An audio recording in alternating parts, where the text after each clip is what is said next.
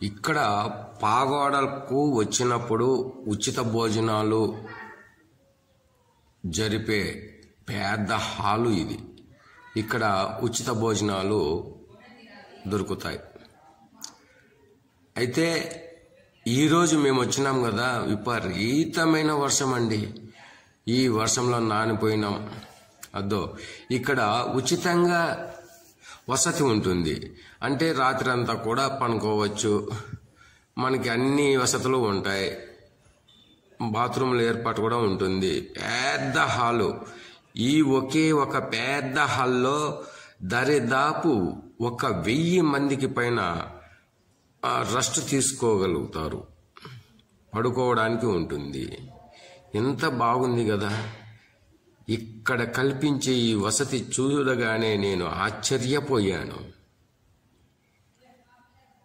100 నుంచి 1000 వరకు భక్తులు ఇక్కడికి రాగలుగుతున్నారు. ఇప్పుడు ఇంకా సమయం రాత్రి 7 గంటలే అయింది. రాత్రి 11, 12 వరకు వస్తూనే ఉంటారంట భక్తులు. వచ్చిన భక్తులు దూరం నుంచి ప్రయాసపడి వచ్చింటారు కదా, వాళ్ళు ప్రశాంతంగా ఇక్కడ ఉచిత వసతిలో ప్రశాంతంగా సేద తీరుతారు. పైన అడుగడుగున ఫ్యాన్లు, కింద అతి చక్కగా పరిచినటువంటి స్టైల్స్ చూశారా? దైవ సన్నిధిలో పనుకోవడానికి ఎంత బాగున్నదో. ఇక్కడ కనబడిస్తున్నది ఇది హోమం అంట. ఇక్కడ భక్తులు, ప్రతి ఒక్క భక్తుడు టెంకాయలు కొట్టిన తర్వాత ఆ కొబ్బరి గిన్నెలు, ఒట్టి కొబ్బరి గిన్నెలు, పచ్చి కొబ్బరి గిన్నెలు, ఊదకడ్డీలు, ఇలా రకరకాల పూజా సామాగ్రి అంతా ఇక్కడ ఈ హోమంలో వేస్తారు. ఈ భక్తుడు కూడా హోమంలో వేశాడు. హోమం చుట్టూ ప్రదక్షిణ చేస్తున్నారు. ఈ హోమం ఆరిపోకుండా ఉండడానికి పైన పెద్ద రేకు వేశారు.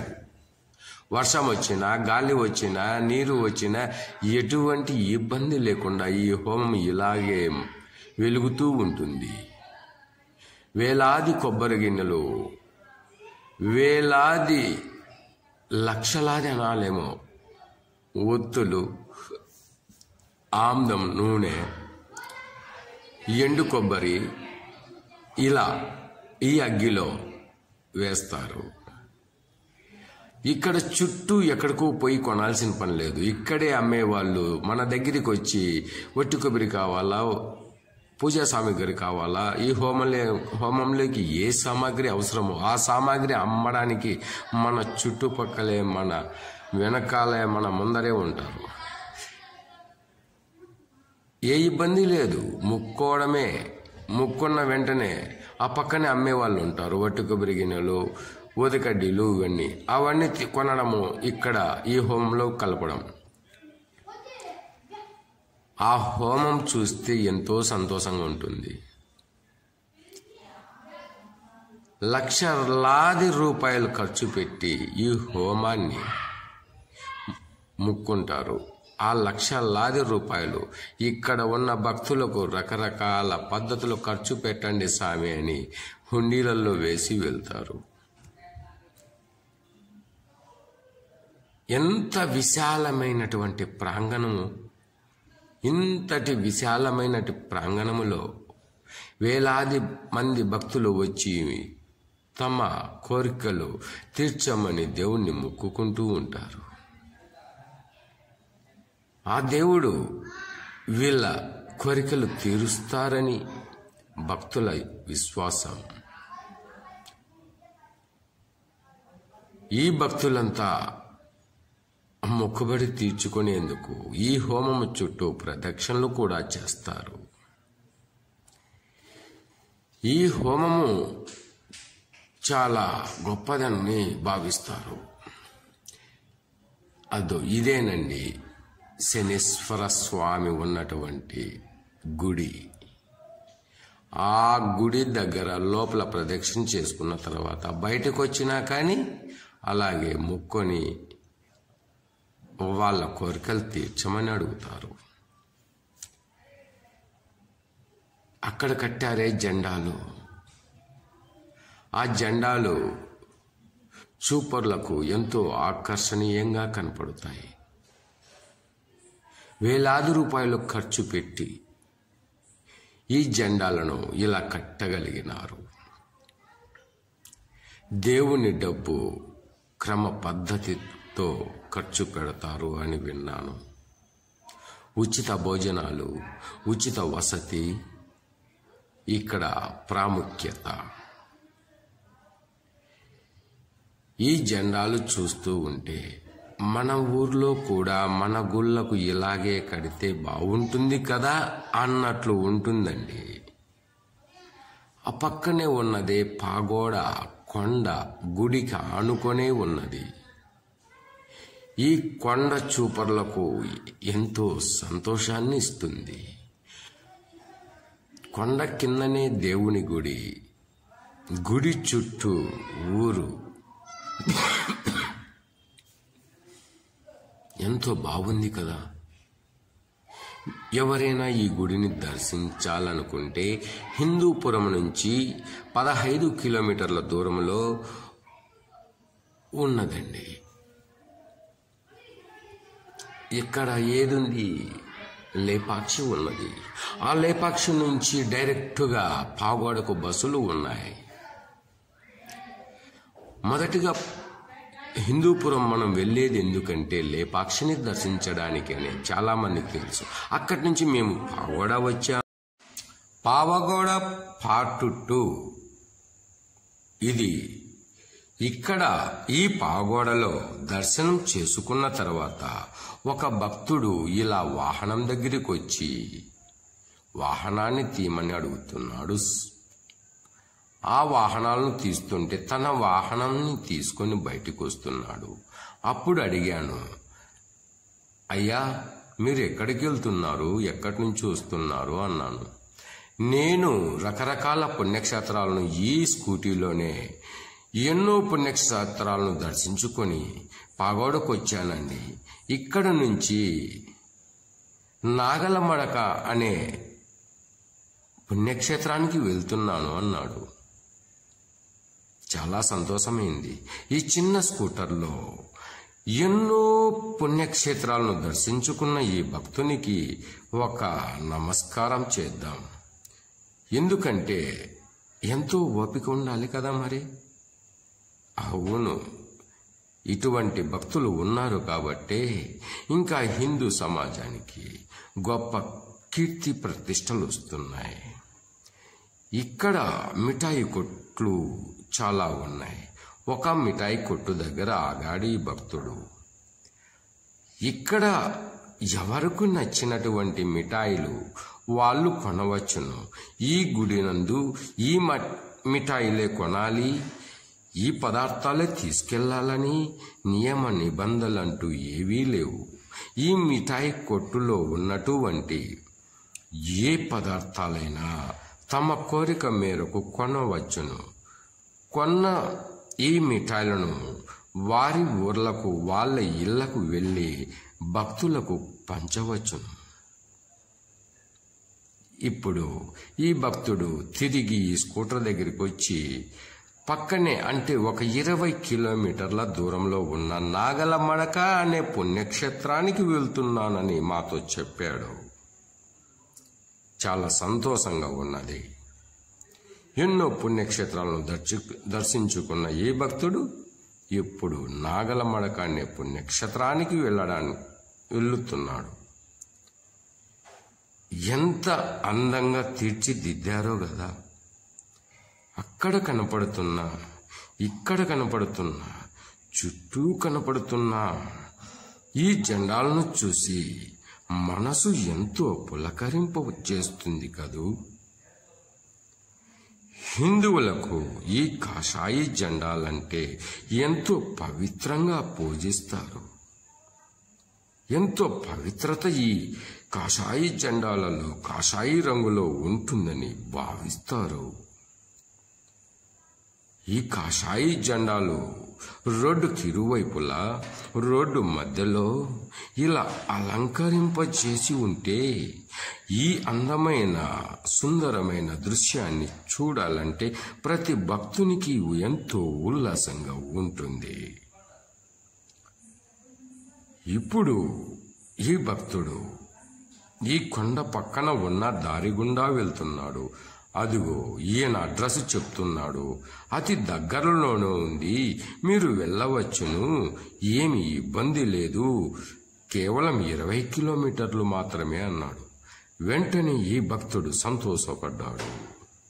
అతి దగ్గరలోనే నేను విరుధ క్షేత్రానికి సంబంధించిన ఆ నాగల మడకలో ఉన్న పూర్వ చరిత్ర తెలుసుకోవాలని వెళుతున్నానని మాతో చెప్పి వెళ్తున్నాడు. మేము చాలా సంతోషపడ్డాం. ఈ నాగల మడక అనే ఈ పుణ్యక్షేత్రం ఆంధ్రాలో దరిదాపుగా బార్డర్లో ఉన్నది. ఈ నాగలమడక పుణ్యక్షేత్రాన్ని మనం కూడా చూడాలంటే ఈ భక్తుడు మరొక వీడియో రూపంలో మనకు అప్లోడ్ చేస్తాడని తెలియచేశాడు. కాబట్టి మనము నాగలమడక అనే పుణ్యక్షేత్రాన్ని కూడా మరొక వీడియోలో మనము చూడబోతున్నాం. అవును, ఇలా పుణ్యక్షేత్రాలను మనము దగ్గర ఉండి ఎలాగో దర్శించుకోవడానికి వీలు కావడం లేదు. కాబట్టి మనము వీడియో దృశ్య రూపంలో చూసి మనం కూడా సంతోషపడదాం. అదో ఇక్కడ ఆయన వెళ్ళే దారి సంబంధించిన బోర్డు చూసి ఇవి వీడియోలు తీయండి అన్నారు. మేము తీసాం. నాగల మడకలో ఉన్న నాగదేవతల విగ్రహాలను చూద్దాం. ఈ పుణ్యక్షేత్రం చాలా పురాతనమైనది. ఇక్కడికి చేరుకోవాలంటే పాగోడ నుంచి పేరూరు వెళ్ళు మార్గం నందు అనంతపురం జిల్లాకు పోవు దారిలో పావగోడ నుంచి 15 కిలోమీటర్ల దూరంలో ఉన్నది. ఇంతకు ముందు మనం చెప్పుకున్నాం కదా, విరుధాక్షేత్రము పుణ్యక్షేత్రము అని. అక్కడ నాగదేవతలతో కూడుకున్న ఆ శిల్పాలతో కూడుకున్న గుడి ఉన్నదని, అక్కడ వెలసిన దేవత అంతకంటే ముందుగా అదిగో ఇక్కడ ఈ ప్రదేశం నందు వెలసి ఉన్నదని అంటారు. అందుకే ఈ గుడి చాలా పురాతనమైనది అంటారు. ఈ గుడిని దర్శించడానికి ఈ భక్తుడు ఇక్కడికి వచ్చి తన మొక్కుబడిని తీర్చుకుంటున్నాడు. ఈ భక్తుడు చెప్పే విధానాన్ని బట్టి చూస్తే చాలా వేల సంవత్సరాల క్రితం ఈ గుడి నిర్మించినారు అని అంటారు. ఈ గుడిలో ఉన్నటువంటి సుబ్రహ్మణ్యేశ్వర స్వామి ఇక్కడ పూజలు అందుకుంటూ ఉన్నాడు. ఈ గుడి చుట్టూ ఈ భక్తుడు ప్రదక్షిణలు చేస్తూ ఇక్కడ ఉన్న దేవుని టూగుటూయాలను మొక్కుచున్నాడు. కొద్దిసేపు దేవుని ఉయ్యాలను ఊపినాడు. ఇక్కడ ఎంతో ప్రసిద్ధి ఈ సుబ్రహ్మణ్యేశ్వర స్వామికి. అదిగో ఇక్కడ కనపడుచున్నదే నాగదేవత. ఈ నాగదేవత మొదటిగా ఇక్కడే పూజలు అందుకున్నదని చరిత్ర చెబుతూ ఉంది. ఆ తరువాత కొన్ని సంవత్సరాలకు విరుధాక్షేత్రం అనే ఊరినందు ఇక్కడ ఉన్న ఈ విగ్రహమే అక్కడికి తీసుకెళ్ళి అక్కడ పూజలు అందుకునేలా చేశారు అంటారు. ఇక్కడ ఉన్నటువంటి భక్తజనులు చూస్తే ఆశ్చర్యం అవుతుంది.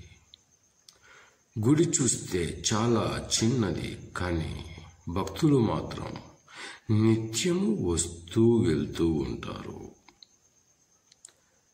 అంతకంటే ముందుగా ఇంకొక చరిత్ర ఉంది గుడికి. ఇక్కడ ఉన్నటువంటి ఈ గుడి ఇప్పుడు మనం దర్శించుకున్నామే, అక్కడి నుంచి ఇక్కడికి 2 కిలోమీటర్ల దూరంలో ఉన్నది. ఇక్కడ ఈ గుడిలో ఈయన ప్రదక్షిణలు చేస్తూ ఉన్నాడు.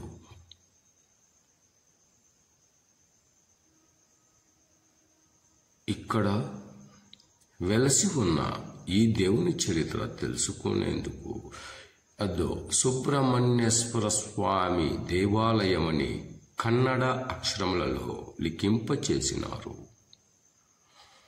ఇక్కడ ఎక్కువగా తెలుగు వారే ఉంటారు, తెలుగే మాట్లాడుతుంటారు. కానీ కర్ణాటక రాష్ట్రమునకు చెందిన ఊరు కాబట్టి కన్నడ అక్షరములలో లిఖింపచేసినారు. ఇక్కడ ఉన్న ఈ విగ్రహం నాగదేవత విగ్రహం. ఇప్పుడు ఒక శిల్పి రూపంలో చెక్కి ఇక్కడ దేవుని రూపంలో ప్రతిష్ఠింపచేసినారు. ఇలా వాహనాలలో భక్తులు వస్తూ చూపరులకు కనువిందు చేస్తూ ఉంటారు. చిన్నగా ఈ భక్తుడు అసలైన చోటుకి, అంటే ఇక్కడ ఉన్నటువంటి చాలా చరిత్ర, వేల సంవత్సరాల క్రిందట ఉన్నటువంటి గుడిని దర్శించడానికి వెళుతున్నారు.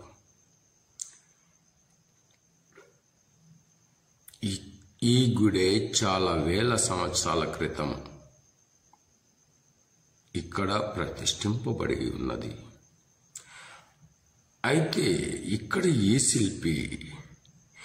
శిల్పం తనంతటా తానుగా ఏర్పడి ఉన్నదని భక్తులు నమ్ముతారు. చరిత్ర కూడా చెబుతూ ఉంది.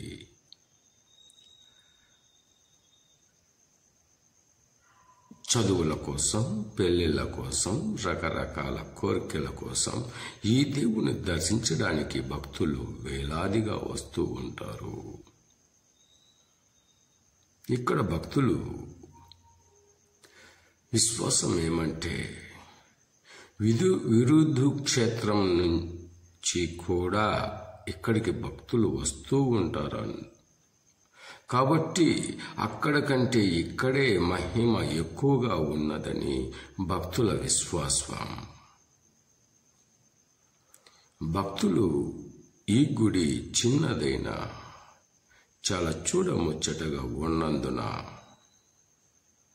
ప్రదక్షిణలు చేస్తూ చుట్టూ ప్రకృతిని ఆస్వాదిస్తూ ఉంటారు.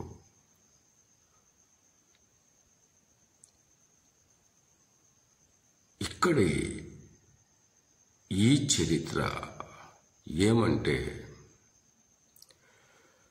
విరుద్ధ క్షేత్రంలో ఉన్నటువంటి నాగదేవత విగ్రహం మొదటగా ఇక్కడ ఉన్నదంట. అదో ఇప్పుడు చూద్దాం రండి. ఇక్కడ పెద్ద రాయిలాగా ఒక శిల్పం ఉన్నది కదా, ఇది నాగదేవత తోక అంటారు. నాగదేవత తోక ఇక్కడ విరిగినదంట. పోతూ పోతూ మార్గమధ్యంలో ఇక్కడ విరిగినది కనుక ఆ తోక ఇలా శిల్పమై నిలిచి ఉన్నదని భక్తులు చెబుతూ ఉంటారు. మిగతా భాగమంతా విరుద్ధ క్షేత్రమునందు వెలసి ఉన్నదని భక్తులు చెబుతారు. ఈ గుడి చరిత్ర ఇంతే. ఇప్పుడు ఈ ప్రయాణికుడు స్కూటర్లో వెళ్తూ ఉన్నాడు. ఆఖరి ప్రయాణం అంట. ఈయన దర్శించినటువంటి ఆఖరి పుణ్యక్షేత్రము అని చెప్పాడు. ఇక్కడ చూడండి, ఈయన సేద తీరుతూ కొద్దిసేపు తన ఆకలి తీర్చుకోవడానికి రుచికరమైన నాగజముడు పండ్లను కోసి తింటున్నాడు. ఇప్పుడు ఈ నాగజముడు కాయను ఎలా తినాలో చూపిస్తాడు. ఎందుకంటే ఇది చాలా రుచికరమైన పండు, శక్తిని ఆరోగ్యాన్ని ఇస్తుంది. కానీ అంతే ప్రమాదం కూడా ఉన్నది. ఆ ప్రమాదం ఏమిటో నేను చూపిస్తాను, ప్రతి ఒక్కరూ తెలుసుకోవాల్సిన విషయం ఇది అని అంటున్నాడు. ఒక పండును కోసి ఇలా ఆ పండుకు చుట్టూ ముళ్ళులుంటాయి, చాలా చిన్నగా ఉంటాయి, కంటికి కనిపించని ముళ్ళులుంటాయి. ఆ ముళ్ళులు చేతులకు కుచ్చుకుంటాయని చెప్పేసి ప్రమాదమని ఆ పండుని ఎలా తినాలో చూపిస్తానని ప్రత్యక్షంగా నా కళ్ళకు కనపడేలాగా ఒక ఎండిపోయిన కట్టిపుల్లను తీసుకొని అందుకు ముళ్ళులున్నాయి. ఆ ముళ్ళుతోటి కాయ చుట్టూ ఒక గీత గీశాడు. ఆ గీత గీసిన భాగాన్ని అది తునిగిపోయిన తర్వాత అదిగో ఇలా మరొక చేతితో ఆ భాగాన్ని పక్కన పెట్టాడు.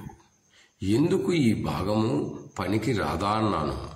అవునండి, ఈ భాగంలో ఒక ప్రమాదకరమైనటువంటి మనిషిని చంపగల శక్తి ఉన్నటువంటి ముళ్ళు ఉంది అంటారు. ఆ ముళ్ళు చూపించాడు. అదో ఇలా ఉంటాయంట ఈ ముళ్ళులు, విష్ణు చక్రములాగా. ఏంటండి ఈ ముళ్ళులు? అలాగా భయంకరమైనటువంటి ఈ ముళ్ళును తీసి పక్కన పెట్టి ఈ ముళ్ళును పక్కన పెట్టిన తర్వాత మిగతా భాగంలో ఉన్నటువంటి ఈ ఎర్రని కండను, అందులోని విత్తనాలను మొత్తం తినగలిగాడు. ఎంతో రుచిగా ఉన్నదని చెప్పాడు. మాకు కూడా 2 కాయలను కోసి ఇచ్చాడు. ఇప్పుడు ఈ చేతులకు ఉన్న ఆ రంగు చూడండి.